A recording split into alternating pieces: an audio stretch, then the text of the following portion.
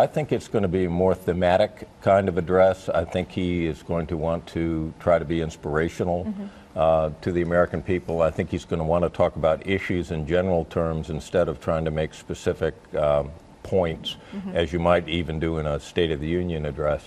I think he's going to mention to America some of the things that we need to remember about ourselves, our core values. He's going to talk about public safety. And that was the thing I wondered. You know, we've had so much debate over gun control and what was done last week. It's still such a hot button topic. Is he going to address that, or will he avoid it altogether? My guess is that he's going to talk about public safety in a positive way, because there are, as you well know, there are a number of different proposals right now that actually both sides are talking about. So I think this is not the time to get specific about it. I think, but the notion of public safety is I've read the polling, and you have too, is very, very keen on people's minds. And so I think he should address it, but in those terms, in general terms about how we need to have this nation a place where people feel safe. And it's also important that this nation be a place where the economy is what drives us. You know, the great thing about the United States of America is it's for everybody. Right. And right now there's a large segment of people who think that they're not included in the everybody, and we need to bring them back in.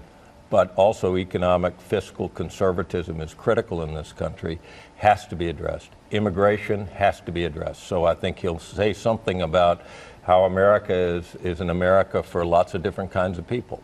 Okay, so next step, moving forward after today, is it going to be debt ceiling? Is that the next thing that he has to tackle? Because that's the next thing that's really looming over our heads. Well, the House has passed an extension of the debt ceiling. It's likely that the Senate will do the same. Remember, the debt ceiling is entirely artificial, created by Congress, and it's something that can be moved.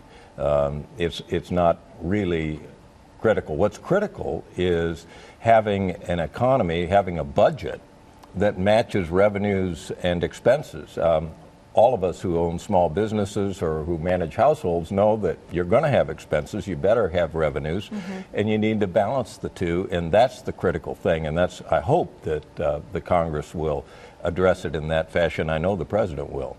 Excellent. Thank you so much for coming in. We appreciate it. Great to be here. Appreciate you being there and giving us your expert opinion. Well, we'll see what happens, how close I come. Okay. It's like you're predicting the Super Bowl almost. And by the way, who do you see in the Super Bowl? 49ers? Well, I have to say Ravens? that the Ravens played with such inspiration yesterday. It's going to be a great Super Bowl, and I love it that the Harbaugh brothers are facing each other. So whichever one wins is going to be wonderful. Spoken like a true politician. Bob Tuke, we love having you here. Thank you for coming in.